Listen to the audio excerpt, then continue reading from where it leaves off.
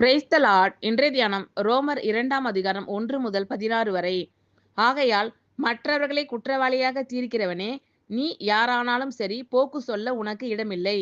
நீ குற்றமாக தீர்க்கிறவைகள் எவைகளோ அவைகளை நீயே செய்கிறபடியால் நீ மற்றவர்களை குறித்து சொல்லுகிற தீர்ப்பினாலே உன்னைத்தானே குற்றவாளியாக தீர்க்கிறாய்.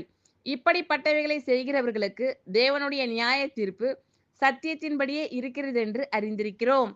இப்படிப்பட்டவைகளை செய்கிறவர்களை குற்றவாளிகள் என்று தீர்த்தும் அவைகளையே செய்கிறவனே, நீ தேவனுடைய நியாய தீர்ப்புக்கு தப்பித்து கொள்ளலாம் என்று நினைக்கிறாயோ?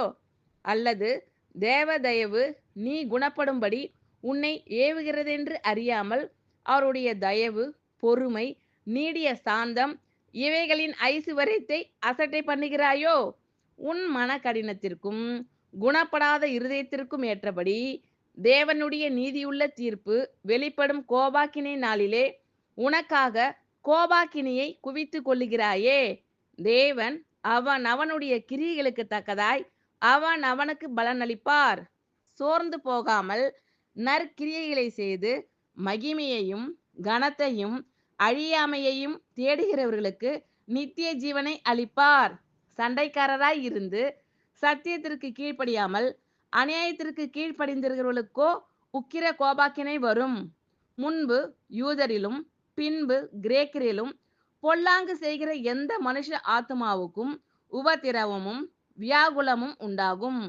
முன்பு யூதரிலும் பின்பு கிரேக்கரிலும் எவன் நன்மை செய்கிறானோ அவனுக்கு மகிமையும் கனமும் சமாதானமும் உண்டாகும்.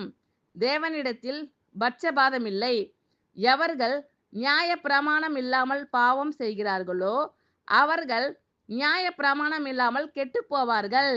எவர்கள் நியாய பிரமாணத்துக்குட்பட்டவர்களாய் பாவம் செய்கிறார்களோ அவர்கள் நியாய பிரமாணத்தினாலே ஆக்கினை தீர்ப்படைவார்கள்.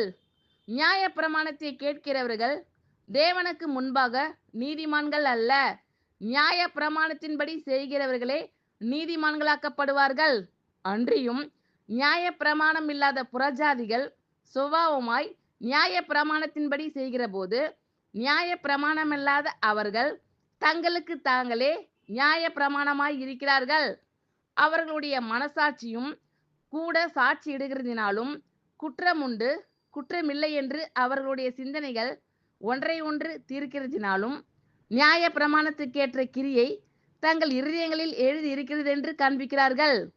என் சுவிசேஷத்தின்படியே தேவன் இயேசு கிறிஸ்துவை கொண்டு மனுஷருடைய அந்தரங்கங்களை குறித்து நியாய தீர்ப்பு கொடுக்கும் நாளிலே இது விளங்கும்.